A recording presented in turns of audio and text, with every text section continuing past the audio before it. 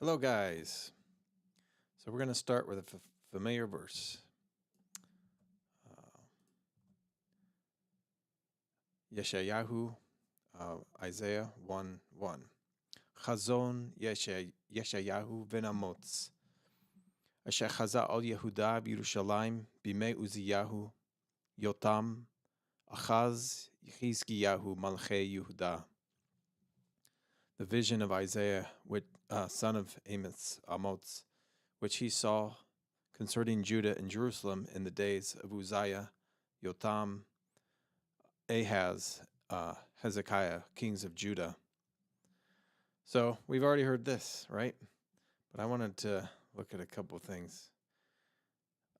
Isaiah is not the only guy who started this way, who prophesied in the days of the same kings. Actually, we're going to look at Hosea. Okay, here's another prophet. Hosea 1. Devar Yahweh asher haya el Hoshea, the word of Yahweh, which was to Hosea, ben Be'eri, son of Be'eri, bimei Uzziah, in the days of Uzziah. Here it says Uzziah instead of Uzziyahu. Was I correct?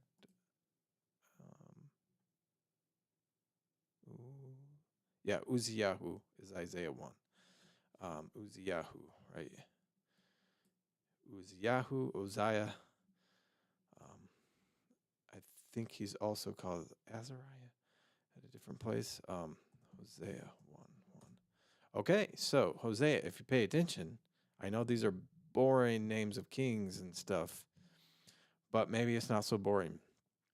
So, especially when you see how many of these guys were prophesying at the same time, it's very interesting. God had some prophets coming to the nations. Yeah.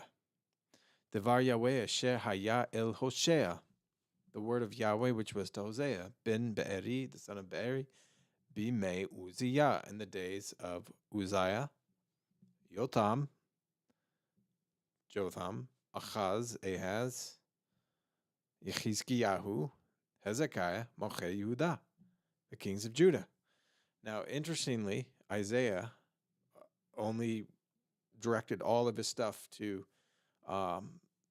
Judah, to the southern kingdom. He does at a couple places reference both houses. I think I was just reading Isaiah 8, and we had I'd have to find it. I just read it like minutes ago. He said both houses. So sometimes he refers to both houses, but in Hosea's case, it not only says in the days of the kings of these four kings of Judah, which are the exact same ones as Isaiah. Then it follows Uvime, and also in the days of Yorovam ben Yoash. So this is not Jeroboam, son of Joash, Melech Israel, king of Israel, the northern kingdom. This is, of course, is not the original Jeroboam, I guess, son of Nebat. Later, Jeroboam, of course. So, I don't know. This wasn't really on my radar about how many these kings, like in this case of Hosea, the exact same four kings are named. Now, Jotham, Uzziah lived a very long time. It's like 50, I forget, it was 52, maybe 52 years. Jotham, I was actually just reading, there is actually in the Syrian Tiglath-Pileser, just whatever Assyrian records that we have preserved, and they said he reigned, I think it said 42 years. The biblical one says 52, and obviously that one's correct. It's still amazing how, we have this external evidence of these kings of Israel. They lived. No matter what the Palestinians say today, this was a kingdom of Israel. Jotham lived very shortly. And then there was Ahaz. And as far as Uzziah, when we deal with Isaiah, other than Isaiah chapter 6, and we read that. I forget if we read that last time. Uh, it it very briefly says in the year Bishnat Mota Melech Uziyahu, uh, in the year of the death of the king Uzziah. Um, I don't remember the Hebrew. Et Adonai Yoshev Bakis, say, I saw the Lord sitting on a throne. Nisav, lifted up. Uh, hey, I had some memorized. I didn't even realize. But yeah, it's about the only mention of Uzziah. So Isaiah would have been a young man or something like that. Jotham, I think, only lived like a year. Then Ahaz, there's major stuff with Ahaz and major stuff, of course, with Hezekiah. So very interesting. At the same time, we have this other prophet dedicated to the northern kingdom and the heart-rending stuff with Hosea. So um, obviously, I think it's obvious kind of where I'm going here is trying to get some context of the prophets at this time. Um, so let's look at this other one, Amos chapter 1, pretty close to. I think he was a little bit earlier. So Divrei Amos, the words of Amos. Shehaya ba Nokdim, who was amongst the Nokdim, the shepherds. So it is a bit of a interesting or rare word here. Shepherd, sheep breeder, not a common one, but amongst the shepherds, meet Tekoa from Tekoa, Shehaza, which he saw, gaze, this prophetic vision scene. Al Yisrael, concerning Israel. Again, in this case, it looks like he was dedicated to message for Israel, the northern kingdom. Bimei Uzziah Melech Yehuda, and also once again, his visions began with Uzziah, the days of Uzziah. So yes, that king had a very long reign, but another of these major prophets that began right in these days. It's very interesting. Why did God have this explosion of prophets at this time? It kind of seems like maybe because great times of destruction and troubles were coming. Actually, that seems to be the case. I guess you could say maybe it always seems to be the case, but I don't know. I don't think that's totally true. I think some things you could see they're leading in something, but it's not the same as, the time of corruption becomes worse and the sin fills up. The sin of the Amorites, remember that? Until the cup of the sin of the Amorites was filled, it wasn't their time to be judged. So there are times where that cup is filling up. Maybe that's why these prophets were all coming out at this time. Divrei Amos asher haya ba nokdim mitekoa, the words of Amos, which this is a little bit difficult in the Hebrew. Asher haya ba nokdim, which I think it's Amos was amongst the shepherds from Tekoa, Shechazal Yisrael, which he saw concerning Israel, Bimei Uzziah, in the days of Uzziah, the Melech Yehuda, the king of Judah, Uvimei Yorovam ben Yoash, also in the days of Jeroboam, son of Joash, not the other Jeroboam, same Jeroboam, son of Joash, Melech Yisrael, Shnataim lifnei hara'ash, 2 years before the earthquake.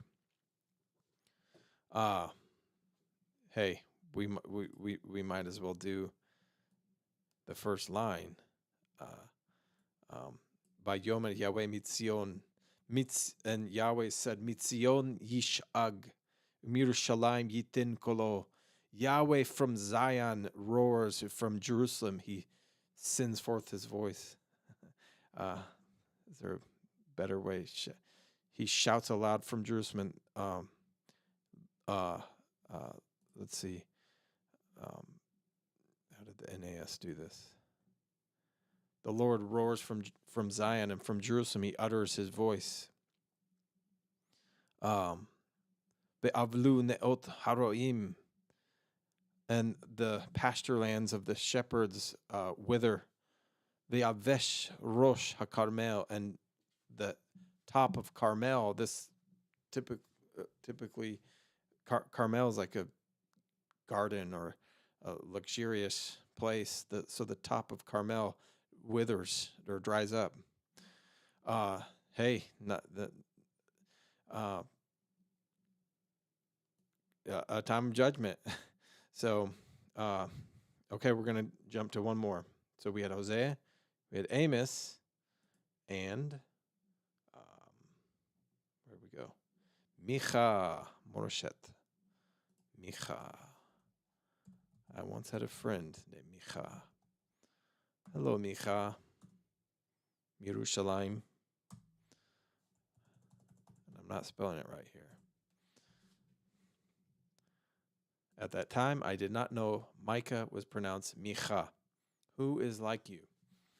So, here we go. Micha, Devar Yahweh, the word of Yahweh, Asher Haya El Micha, HaMorashti, which was to Micah, the of Morasheth, the Morashite, Bimei Yotam. So interesting. It wasn't in the days of Uzziah, of Uzziah, but of that next king in the days of Jotham, Achaz, Yechizkiah, Malkei Judah, which it was in the days of Jotham, Ahaz, and Hezekiah, kings of Judah. So the fact that Micah only names the kings of Judah here, immediately after this, it's going to say, Bimei Yehuda, Asher Chazah, all which he saw concerning Shomron, Yerushalayim, concerning Samaria and Jerusalem. That is a little interesting. Why does it not mention one of the northern kings? I didn't even notice that. It says concerning Samaria. That's the capital of the northern kingdom. It's just funny. In the days of Jotham, Ahaz, and Hezekiah, kings of Judah, and which he saw regarding Samaria and Jerusalem. So, as you can tell, I haven't moved beyond Isaiah 1:1. Ha ha ha ha ha ha ha ha. We were supposed to be like Isaiah 1, I don't know, 18, 20. So my apologies. But basically, on my little journey here, I been reading commentaries, doing different stuff. As you can guess, it can, especially starting in a book, you know, most of what I've been reading lately, it kind of drew me back to passage we already read, and so that's why I haven't really moved beyond this, and we're rehashing some ground in this first part of Isaiah. So I don't think we'll. I'm trying to make this shorter than last time, but of course we're not going to go through every verse like I did last time. But there's a few things I wanted to hit on passage we already did, and so that's number one. And have grace on me and pray for me, and I'll pray for you, as our a friend. Charles says, "You pray for me, and I'll pray for you, and you pray for me." So, and here we go. So another that point out of the way. Another kind of emphasis that I've got right now, and it's kind of pervasive throughout all the prophets, and you probably see me keep emphasizing this because it's on my heart, and I can't keep seeing it. Maybe it's because I am been built, you replace your roof and all of a sudden you notice everybody's roofs everywhere, right? So maybe something like that's the case, but as I probably one of my great passions has been on what is the place for God's people, the church, etc., with the world and things going on and politics and the world collapsing. What voice should we be? What shouldn't we be? And those of you guys who know me, I'm very passionate about being involved and essentially caring about matters of justice and things going on.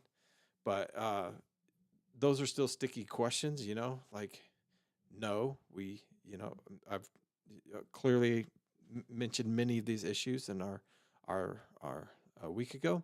Um, but this today, we got July 4th coming up, and uh, uh, as I'm continuing to read commentaries and continuing to listen to other views, and am I off as I see Isaiah, and I can't help if I see any of the prophets, and I cannot help but seeing on almost every paragraph like national involvement that doesn't there's guidelines on it that we'll learn from the prophets. Uh, for instance, the final end is not just this world and the kings of this earth. Uh, that's going to be very clear. Um, but uh, if we listen to what God was saying through Isaiah, through Amos, through Hosea, these Old Testament prophets, um, I don't know any way to avoid on almost every it comes out of almost every paragraph of everything God was speaking that there is a we're supposed to care about mishpat, about justice, tzedakah. This is not the social justice movement. It's just justice movement, righteousness. Um, and one of the things that I've been actually today was looking some at. I have very limited time, like most of you guys, so I've never studied much about. You hear the claims of the founding American fathers, and obviously Christians want to say they were all hardcore conservative Christians, and atheists want to say the opposite and exalt Thomas Paine, etc. And sometimes maybe the truth is somewhat in between. But in this, I think probably not what I'm going to share today, but probably tomorrow, going to go over a review of a article that there's a amazing book that I just found called The Founders Go-To Text. The Founders Go-To Text. That's a book.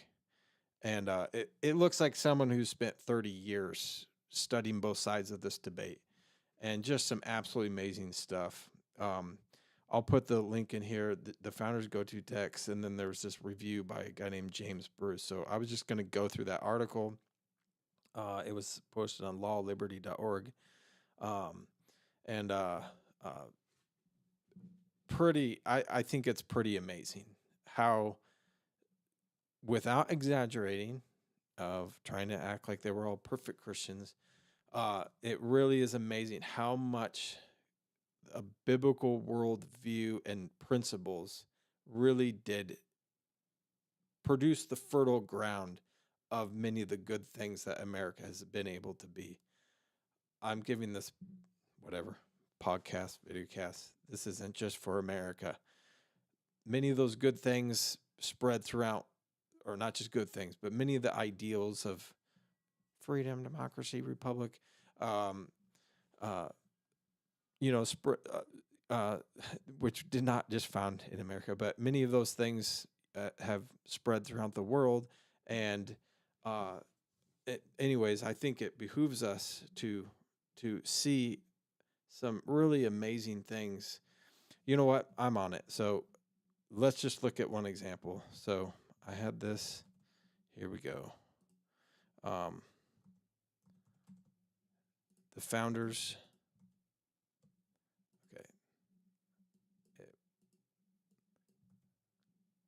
If I can open it. Here we go. Here we go. Okay.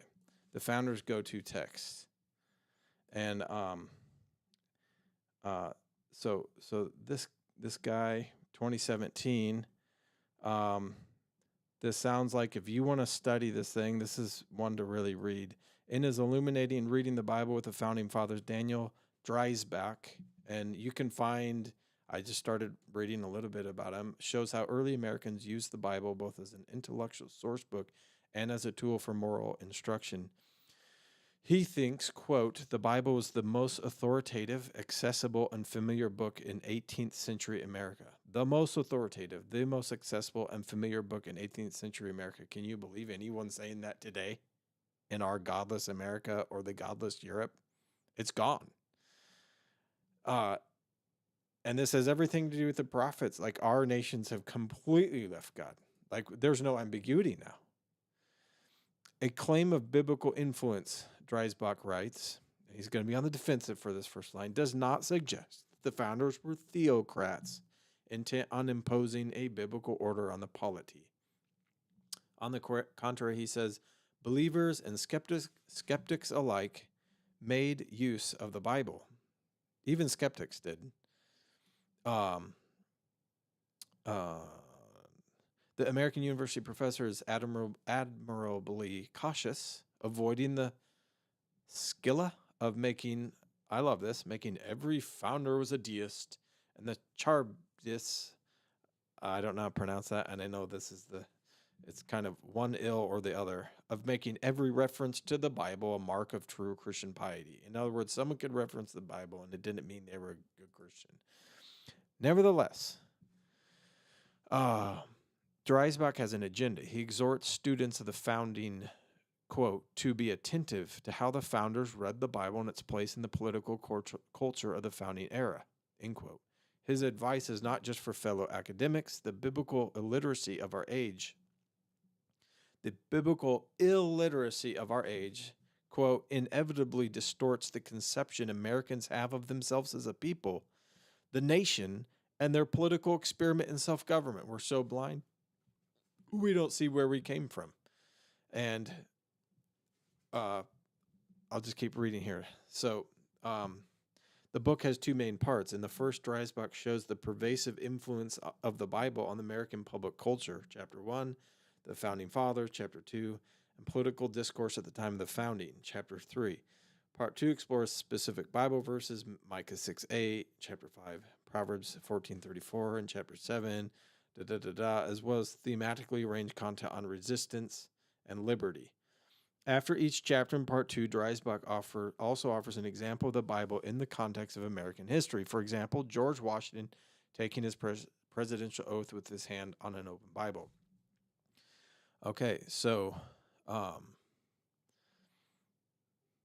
it's tempting to read the whole thing, so I would encourage you, and I'll put the link in the video here, but I wanted to find a couple little other snippets here.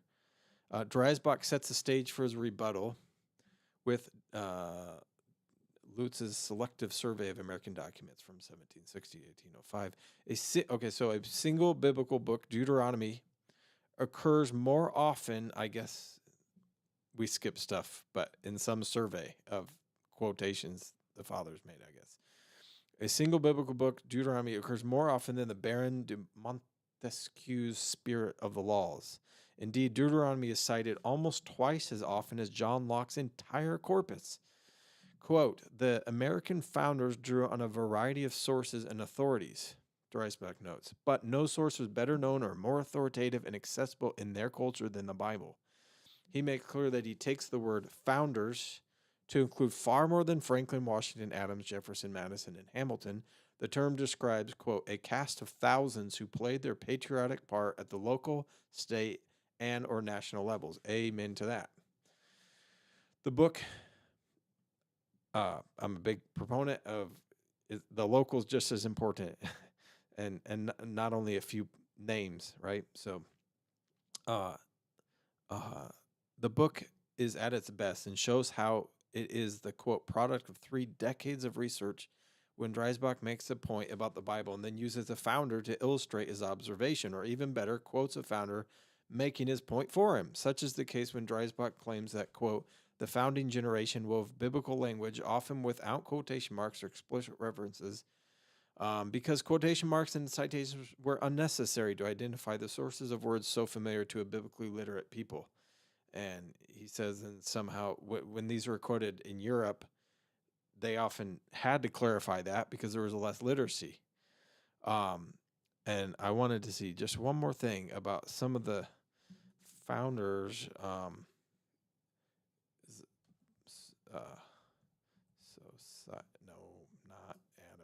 Mark. Society. Yeah. Um, okay. Um, but some founders turned to the Bible for political purposes. In other words, it's not just because they were a Christian. For example, Thomas Paine called monarchy an invention of the heathens and appealed to the Hebrew scriptures with a kind of republic administered by a judge and the elders of the tribes. In other words, he's just trying to win over Christians in the land with biblical language, but he was not. But some founders were Bible students, teachers, or even commentators. John Witherspoon was a clergyman as well as president of the College of New Jersey. His student, none other than James Madison, could read the Bible in Greek and Hebrew. Wow, James Madison. Are you kidding? Roger Sherman published a sermon on the Lord's Supper. John Dickinson left behind a commentary on the Gospel of Matthew. And skipping here, the founders made a serious push to get the Bible into the people's hands. Elias Boudinot served as the first president of the American Bible Society. If you're the president of the American Bible Society, you're probably pro-Bible. John Jay served as the second president of the American Bible Society.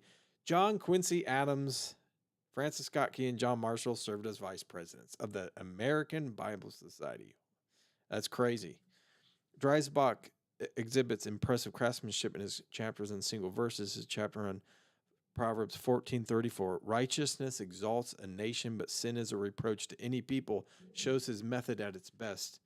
He first sets the stage with some appropriate quote from a founder, places the verse in its biblical context, and proceeds to show the extent to which the writer or speaker used, adapted, or modified the verse.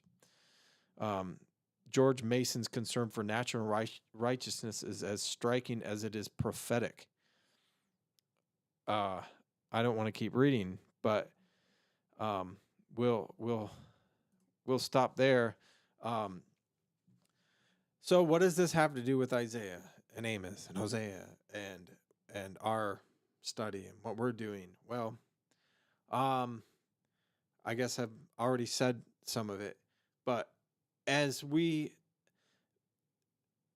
when the word of the Lord came to Isaiah or any of these guys, when it came to Amos the shepherd, do you realize they weren't doing a biblical exercise?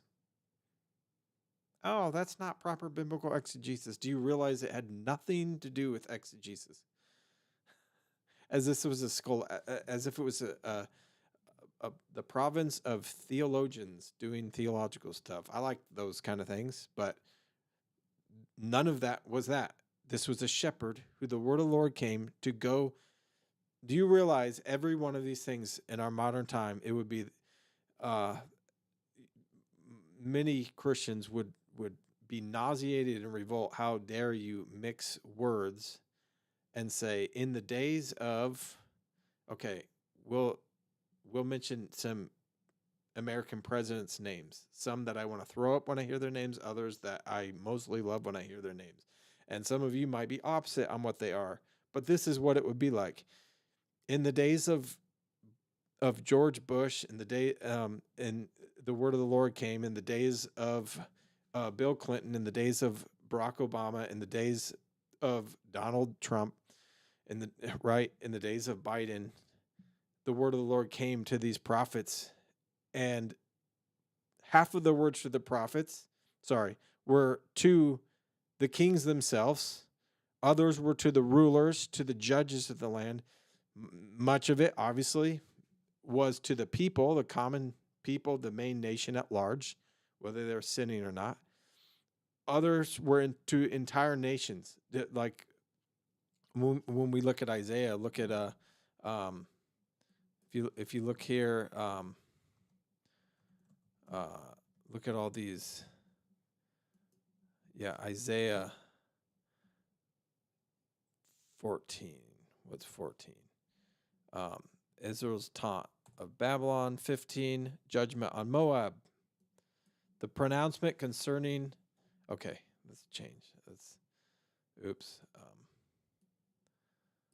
This is an oracle. Yeah, I like that better. The oracle, a prophetic oracle.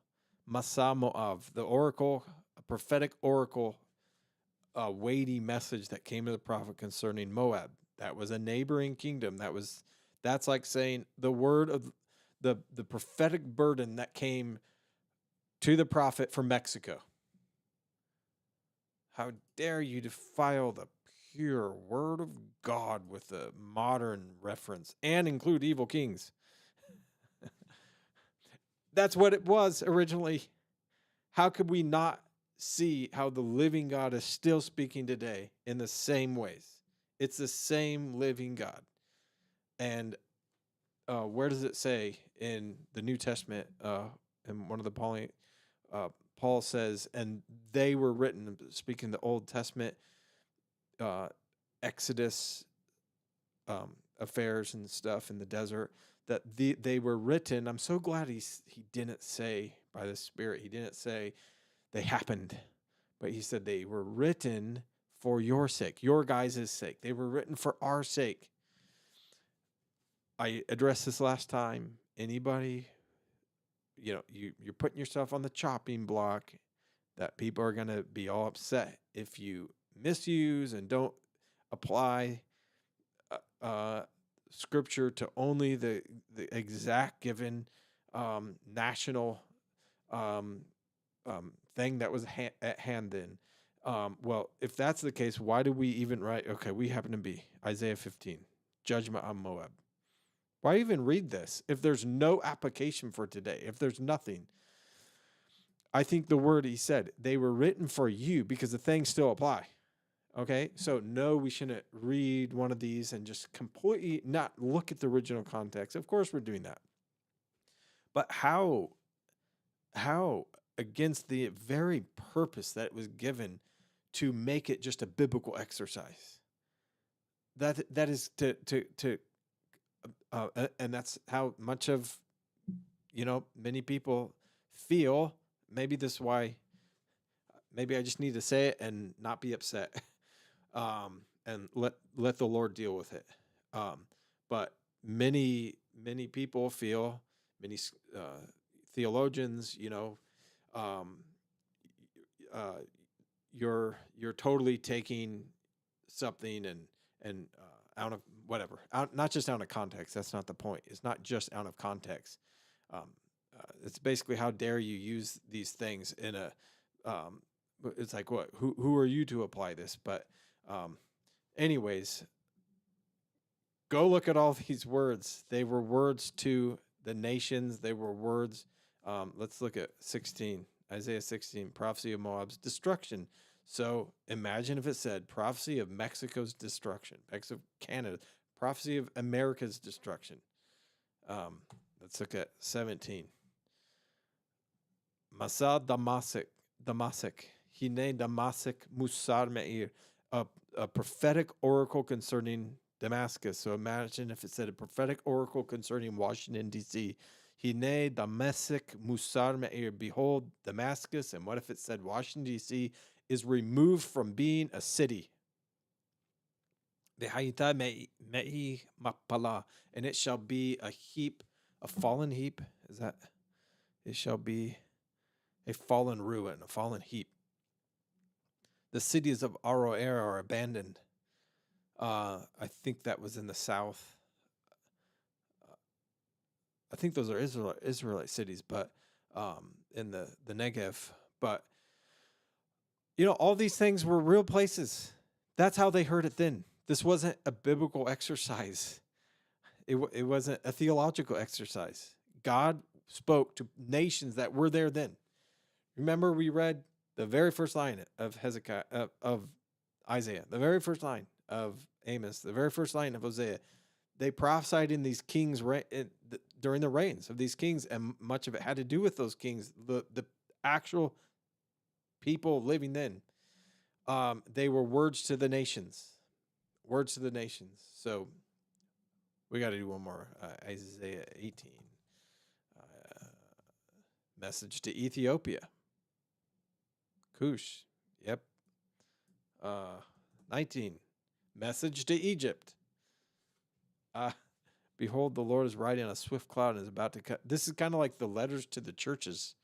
God had to in Revelation, he had a message to every one of the churches. Now, again, in that case, you certainly have. I think most of us believe there's some kind of lasting message. It wasn't just to one of those cities, but there were 7 churches, seven cities. Um, let's see. I'm trying to remember Revelation 1. I got to hear Jason Nightingale's voice. And sent it to the 7 churches, to Ephesus, Smyrna, Thyatira, Sardis, Philadelphia, and Laodicea. I missed one of the churches. When I turned to see who it was who spoke with me, I saw one like a son of man, robed down to his feet with a golden girdle around his breast. So there's part of Revelation. He had a word to the 7 churches. I think most of us believe there's a lasting message, but there were 7 literal churches. There were 7 churches that had those ailments in that day. I think it's the same thing when we look at these prophets, um, and God's still speaking the same kind of messages. So I think I didn't know. I really didn't know. It would go like this. What I was ultimately going to speak about, I really, and so I didn't even get to say, totally not mean to be Nick at night, late time here. So let me do 1 or 2 more real things, and then, like I said, I'm going to try to wrap this one up quicker. So jumping forward here, let's go to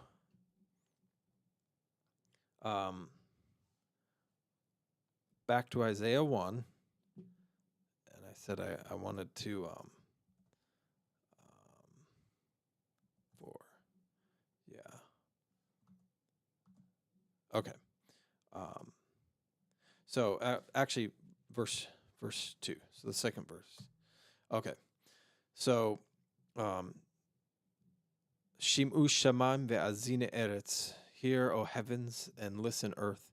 Ki Yahweh diber, for Yahweh is speaking or has spoken. Banim gidalti veromamti. We looked at this and translated it last time. Sons have I raised up and brought up. Raised and brought up, NAS, NAT. Children I have brought them up. I have raised children, I have brought them up. But one commentary that I've been reading is this by Gordon McConville, the Baker. What is it called? The Baker. The Beacott. Here, let's do. Oopsie, the Baker Show Hope card. No, it wasn't that one. Oh well. Anyways, he had a note about this that the here, let me find children back. Okay, this isn't working. Up. Rachel. No. Here we go. Children. Children have rebelled against me. There's okay. Sorry, I'm not finding it in time, but it does seem that there was probably a purposeful romamti that I have exalted. It's not just raised up that children I have not just raised, but I've exalted them. And one of the passages was like, let's see, okay, maybe it wasn't Jeremiah 2:8. Well, okay. Sorry for all that, but there was a Deuteronomy 28 passage, and I've lost my. Oh, it was 26:20. Okay, sorry, Deuteronomy 26:19. And part of these blessings, the Lord has today declared you to be His people, His personal possession. Am segula. We talked about that word very, very briefly. It'd be really good to talk about that more. Am segula, treasured or people, kasher diberlach, as he said to you, if you keep his commandments, basically. And then in verse 19, and that he will put you high above all the nations which he has made, to make you literally, like, the word most high, but obviously doesn't mean that, but to make you the highest of all the nations, asher asa, which he made. Litila, for praise, leshem, for honor, and for tiferet, for beauty or glory, lihyotcha, for your being am kadosh, for being a holy people unto Yahweh Elohecha, kasher diber. A whole lot of things could be involved in that when we get to the purpose of Israel, and I think some that could be misunderstood. My very, very firm conviction is God did not call the 12 apostles. Christ did not call the 12 apostles so that they could lord it over the rest and see, I'm the great apostle. Instead, the apostles were made the servants of all. How did Jesus say? Like, those would be the greatest of all, would be the servant of all. So Israel was called to be a servant, like a priestly nation, to lead the rest back. But that also meant they were closest to God and all those honored and beautiful things. But it wasn't supposed to just be. There's a blessing when they before reading the Torah, and it's fine to have this blessing, but I don't really like it. I wasn't ready for this, but um, uh, I can't remember the Hebrew right offhand, but he says, you have bacharbanu mikol amim. I think it says, you have chosen us from all the peoples. That part's true, but I'd have to remember the rest of what this blessing right before they read the Torah is. But you know, so I'm kind of missing the most important part. But in my view, that choosing was not just an end on itself. It was to lead the rest of those who would of Adam back. Didn't mean to get in all that, but when we come back to this very exalted calling that God's people had, Israel had, and yes, those who are in the household of God, you have that same kind of thing. I'm not saying it's exact same calling that replaces Israel. No, but listen, if you anybody in the household of God, if you're in God's house, you have an exalted calling. So not only I've raised them, I've exalted them. Banim, children, I've raised and I've exalted, and vehem pashuvi, but they have rebelled against me. So pesha, this word here, is one of the things I want to talk about. I've found from the author noted the very last verse of Isaiah 66:24. I said 25. Actually mentions this same rebellion. So if that rebellion isn't checked, and guess what? If America's rebellion isn't checked, if Israel's rebellion here, but then if our personal rebellion isn't checked, what's the end result? What's the end result? V'yatz'u v'ra'u, and they shall go forth and they shall look, befigre ha'anashim, on the corpses of the men, ha-posh'im bi, who have rebelled against me. V'yatz'u v'ra'u befigre anashim ha-posh'im bi, at the bodies of the men who have rebelled against me. Ki tolatam lo tamut, for their worm shall not die. Ve'isham lo tichbe, and their fire shall not be quenched, shall not be extinguished. Ve'hayu deraon lechol basar, and they shall be a derision, or deraon, abhorrence to all flesh. So there's the end result of that pesha, that act of rebellion. And if we go back, so one more. We also had Isaiah 48, 48, 8. Um, yeah, gam lo shamata. Uh, also you have not heard. Gam lo yadata. Also you have not known. Gam az lo pitecha uznecha. Also from of old, your ear has not been opened. Ki yadati. For I know. It says you haven't known, but for I have known. Ki yadati bagod tiv god. That you would certainly be treacherous. That you would deal very treacherously. I underlined this. Though I know that you are treacherous, that you were called a rebel from birth. Poshea. That's the word poshea, that you were called mibetin from the womb. Koralach. It was called to you. You were named a rebel from birth. Now, thankfully, God says here, Lema'an shmi a'arich api, for the sake of my name, I shall lengthen or delay. Yeah, okay, my wrath. Atil utahilati echitam lach. And for my praise, I'll restrain it for you in order not to cut you off. And anyways, more of this. And um, uh, so the final result of that kind of rebellion, who was the first rebel amongst God's creation? Well, apparently, unless as far as what's revealed to us, Hasatan, the Satan, um, the great rebel, the father of lies. I've heard it said before. Basically, everything with his kingdom is founded on the rebellion.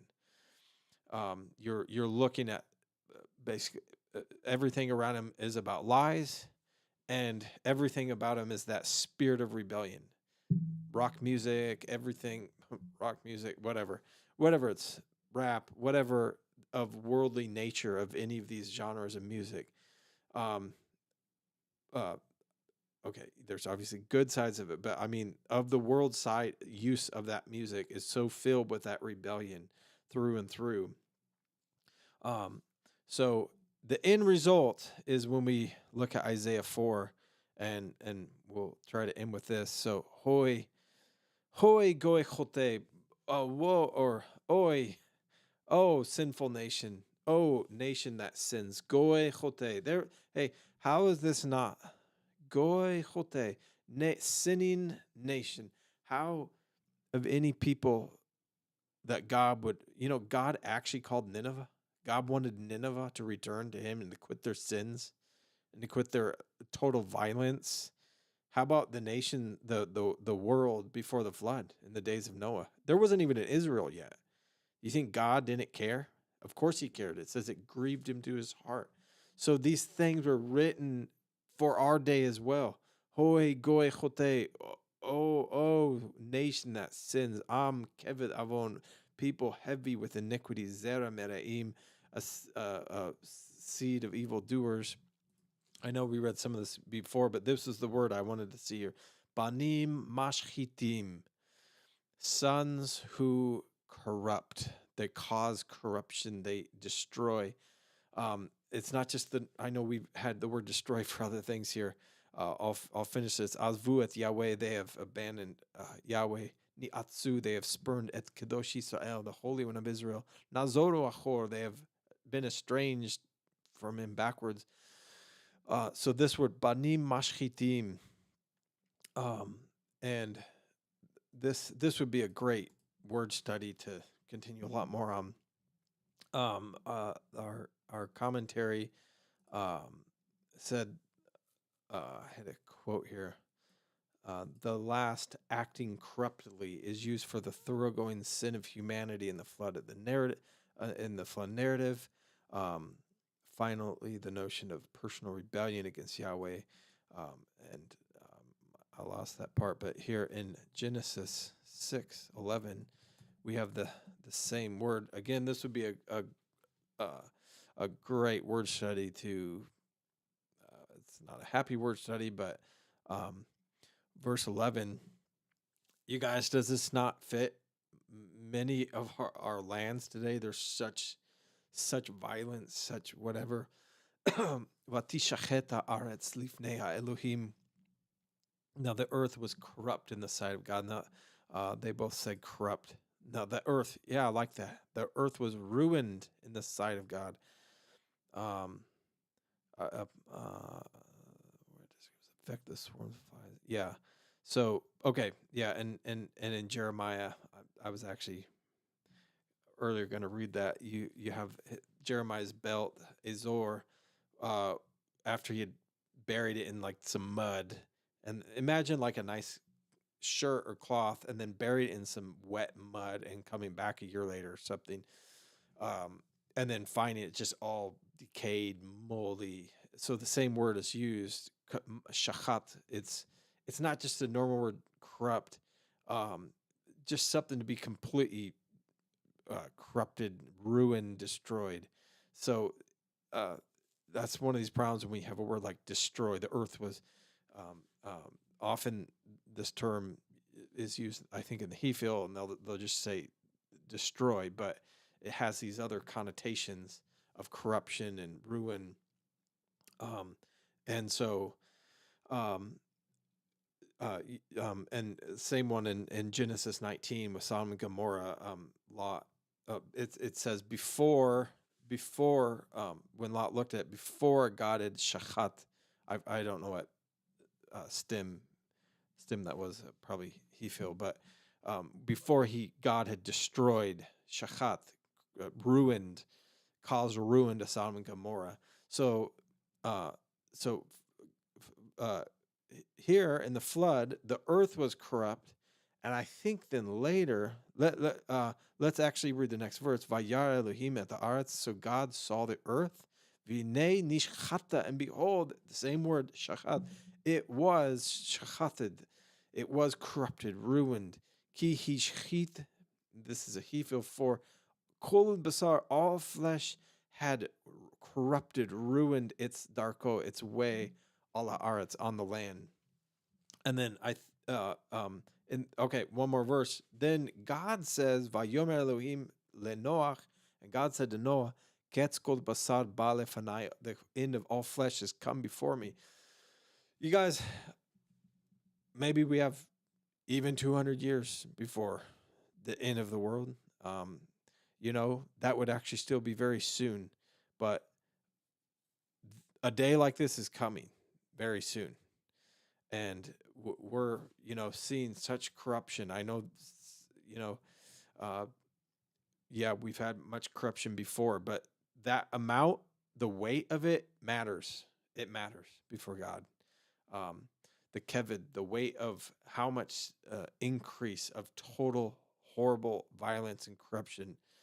um Ki mal'ah haaretz chamas mipnehem, for the earth is filled with violence before them.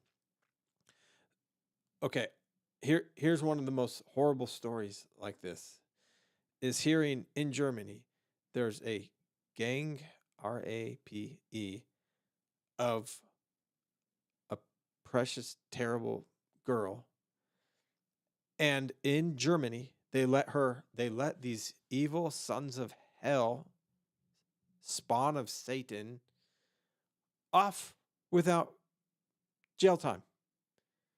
And then this is in the news this last week. And then a girl who was criticizing this horrible edict, they threw her in jail with a greater sentence than the gang that who had done that. They gave her this evil, wicked judge. So part of when we read the prophets, when we read God's word, what he's saying, it's not just the prophets. I say the prophets, but it's God. Do you think God will put up with much more of this? This utter evil. We're reaping the whirlwind of the godlessness that was sown in Europe at the Enlightenment. The Enlightenment and the evil godlessness that was sown, and then they took over our lands, and many of us went along with it, wherever the blame goes. But great evil took over, and God won't put up with this much more. that kind of evil scenario I just said, it's the worst form of calling good evil and evil good.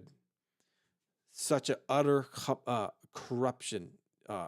Here's another word, Hebrew chanaf, the earth. This kind of like corruption and corrupting the earth for the bloodshed corrupts the earth, defiles the earth. Ki adam chanafu aretz. I forget the exact phrase, but let me tell you, God sent prophets then, and part of just reading the prophets is God speaking. God won't put up with this kind of evil, and we have a role. We must speak out to nations and governments, and I have a word for this. This is my own inclination that comes with the fire in my heart. If you're a sheriff, if you're a governor, if you're even a mayor over a city, that judge who made that ruling we just spoke about in Europe should be banned from ever entering one of our cities. And if I was a president, I would ban them from being able to come here, or we'd arrest them. That's how we began to fight. But there has to be enough righteousness first. And there's not right now. There's so much corruption in our own land. But every starfish you throw back in the water makes a difference. And sometimes it only takes one to expose the whole thing. And it's not up to us, okay, this really is it. I said earlier, if you study the prophets, it shows kind of a roadmap of how to deal with, okay, we're not making a theocracy. We're not, but, and how do you deal with, okay, sometimes we're looking for justice and righteousness to prevail, but other times, the only hope is the second coming of Christ. So, how do you balance those things? And I think one example you see in the prophets is there's all these calls. Like if you go back to Isaiah 1:6 here, you can see the calls that were made, like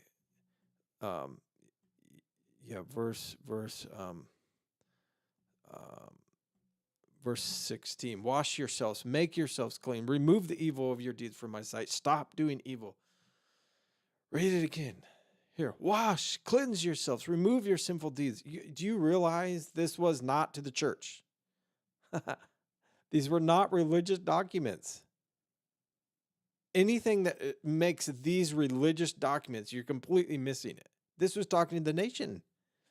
Do you think this was just like it went to a church building in ancient Israel? They didn't have synagogues in there. They had a temple. I mean, this was a word to the people of the nation. And I'm saying, as we saw things about America, like we have huge Christian foundations, so we could say the same thing. There are, so back to this. On the one hand, there's endless calls like this. Wash yourselves, make yourselves clean, remove the evil of your deeds from my sight. Stop doing evil, learn to do good, seek justice, rebuke the oppressor, obtain justice for the orphan, plead for the widow's case. Yeah.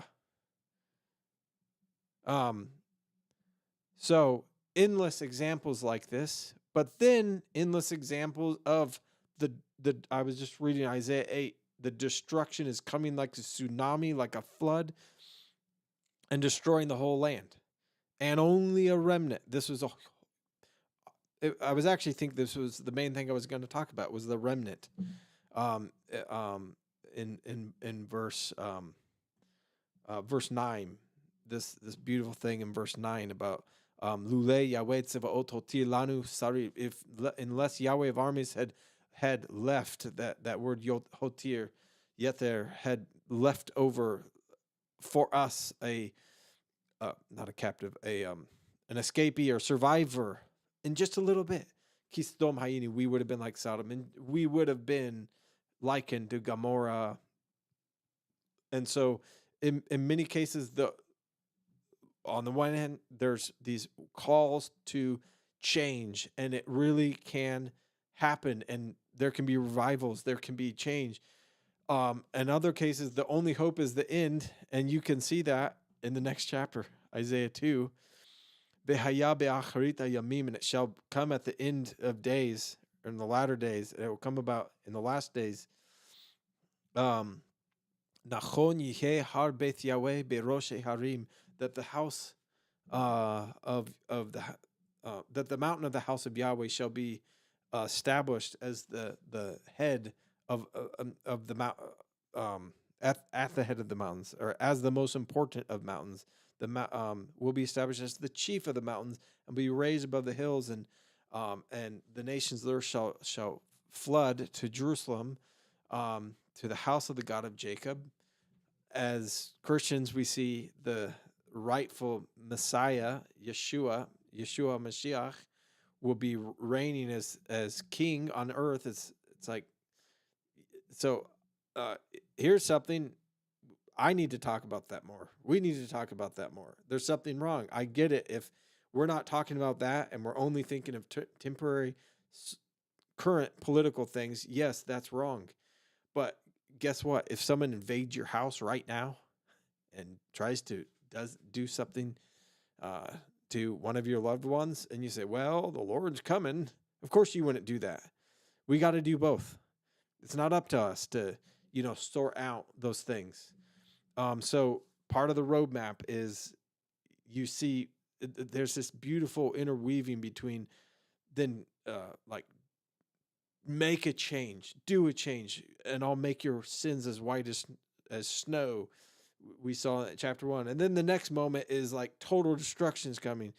But then the next moment is, okay, not it's a end of days, hope. The lion shall lay with the lamb. It's not for us, and we need to talk about all of those. I guess that's the roadmap. So with that, uh, I guess I didn't go shorter, but God bless you guys, and